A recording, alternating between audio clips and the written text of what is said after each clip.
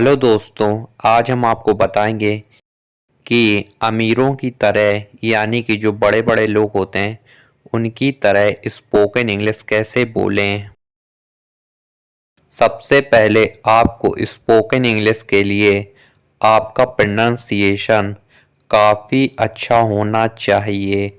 यानी कि बहुत से लोगों का प्रोनाउंसिएशन होता है बहुत बेकार। यानी कि वो बोलते हैं लेकिन उनके बोलने का जो तरीका होता है बिल्कुल बेकार होता है।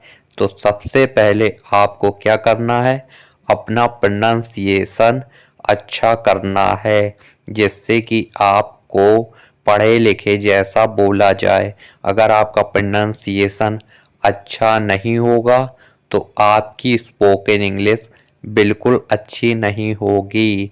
सबसे पहले आपको करना है अपना प्रोनाउंसिएशन अच्छा।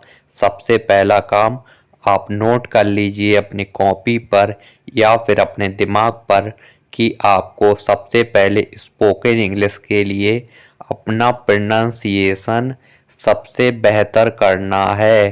प्रोनाउंसिएशन जब आपका अच्छा होगा तो आपकी स्पोकन इंग्लिश अच्छी होगी। सबसे पहला काम प्रोनाउंसिएशन का होना चाहिए। प्रोनाउंसिएशन। दूसरा आपका काम स्पोकन इंग्लिश के लिए होना चाहिए रीडिंग, यानी कि पढ़ने का। जब आप किसी भी चीज़ को पढ़ें तो उसको तेज़ी से पढ़ें जिससे कि आप बोलें तो आपके कानों तक अच्छे से समझ में आए, ना कि मन मन में। आपको मन में नहीं बोलना है, आपको तेज़ी से बोलना है। अगर आपको अपनी स्पोकन इंग्लिश अच्छी करनी है तो आपको लाउडली बोलना होगा, यानी कि रीडिंग यानी कि पढ़ने का काम लाउडली होना चाहिए। यानी कि आप तेज़ी तेज़ी से बोलेंगे तो आपको कानों में अच्छे से समझ में आएगा और आपकी रीडिंग स्किल भी बेहतर होगी। दूसरा आपका काम है रीडिंग का। रीडिंग आपको बेहतर करनी होगी, वो स्पोकन इंग्लिश का सेकंड इम्पोर्टेंट काम होता है रीडिंग। तीसरा मतलब है वोकैबुलरी का, यानी कि शब्दावली। यानी कि जो शब्द होते हैं उनका हिंदी में आपको मतलब पता होता है लेकिन आपको उनकी स्पोकन इंग्लिश नहीं आती है। यानी कि ना तो उनकी वर्ड मीनिंग पता है ना कहीं कुछ। तो जैसे कि आपकी वोकैबुलरी इम्प्रूव होगी तो आप स्पोकन इंग्लिश सेंटेंस के हिसाब से बोल पाएंगे। जैसे कि हाउ आर यू, आप कैसे हैं। तो आप कहते हैं, जैसे कि आपको हाउ का मतलब नहीं पता है तो आप इसका स्पोकन इंग्लिश नहीं बना सकते। जैसे कि हाउ आर यू, आप कैसे हैं। जैसे आपको पता है हाउ का मतलब कैसे होता है, हाउ को आप एक वोकैबुलरी समझ लीजिए।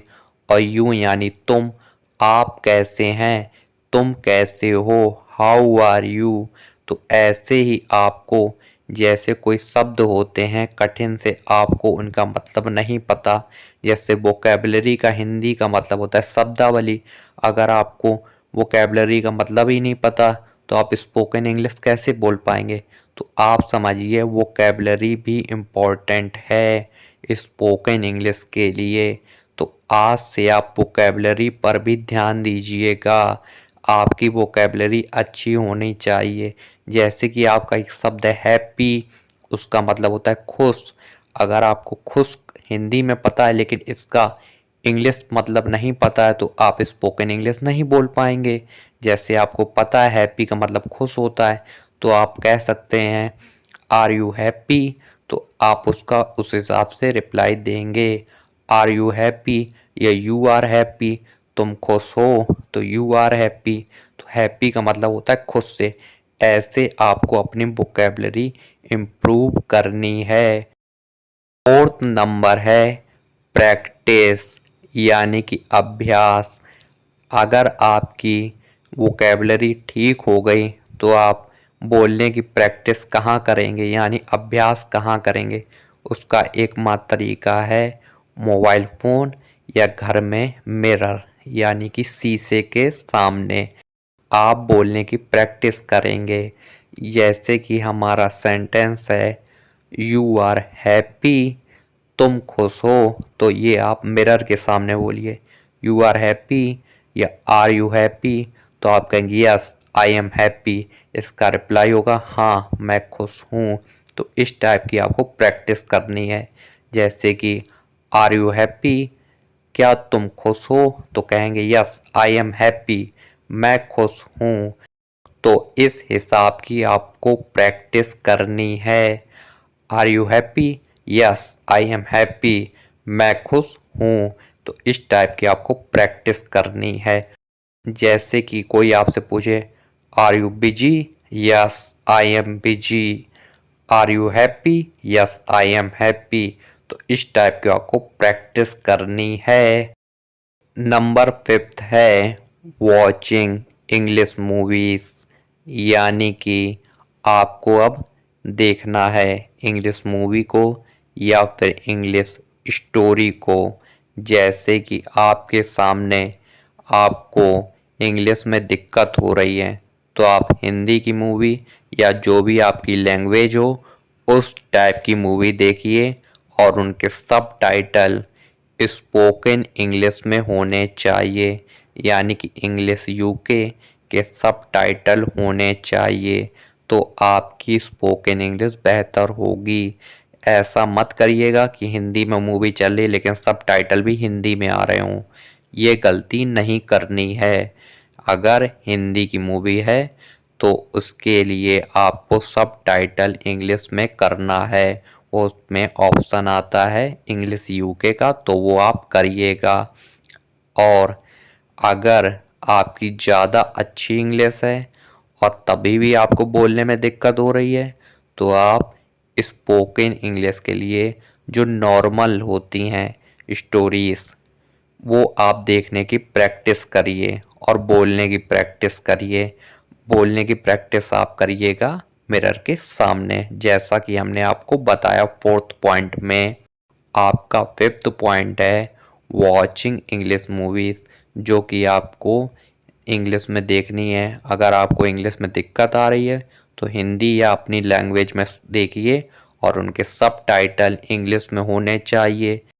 इसमें आपकी न्यूज हो सकती है, स्टोरीज हो सकती है और कोई भी नॉर्मल इंग्लिश मूवी। ये आपका 5th नंबर का पॉइंट है वॉचिंग इंग्लिश मूवीज, जो आप कुछ भी देख सकते हैं लेकिन वो इंग्लिश में होना चाहिए। 6th पॉइंट है राइटिंग का। जैसे कि राइटिंग का मतलब होता है लिखने से। आज से आप राइटिंग की भी प्रैक्टिस करिए। आप सुबह से लेकर शाम तक जो भी कुछ करते हैं दैनिक क्रियाएं, डेली रूटीन्स, तो वो आप लिखने की प्रैक्टिस करिए, वो भी इंग्लिश में। हिंदी या अपनी भाषा में तो आप बोल सकते हैं या लिख सकते हैं, लेकिन अगर आपको स्पोकन इंग्लिश बेटर करनी है तो आपको अपने डेली रूटीन्स को लिखना ज़रूरी है, वो भी इंग्लिश में। अगर आपकी कोई भी शब्द को दिक्कत हो रही है, शब्दावली या वोकेबलरी डिक्शनरी से आप देख सकते हैं, तो आज से आप राइटिंग की भी प्रैक्टिस करिए। अगर आपको स्पोकन इंग्लिश बेटर करनी है तो राइटिंग भी ज़रूरी है। आपको राइटिंग करना होगा, यानी कि लिखने से। एक कॉपी पेन बनाइए, उसमें शाम के समय डेली लिखने की प्रैक्टिस करिए, तो आपकी स्पोकन इंग्लिश बेटर होगी, इम्प्रूवमेंट आएगा, वोकेबलरी अच्छी होगी, इम्प्रूवमेंट आएगा और आपकी प्रैक्टिस भी होगी। तो आपको 6th नंबर क्या करना है, राइटिंग का, वो भी स्पोकन इंग्लिश के लिए बेटर होगा राइटिंग।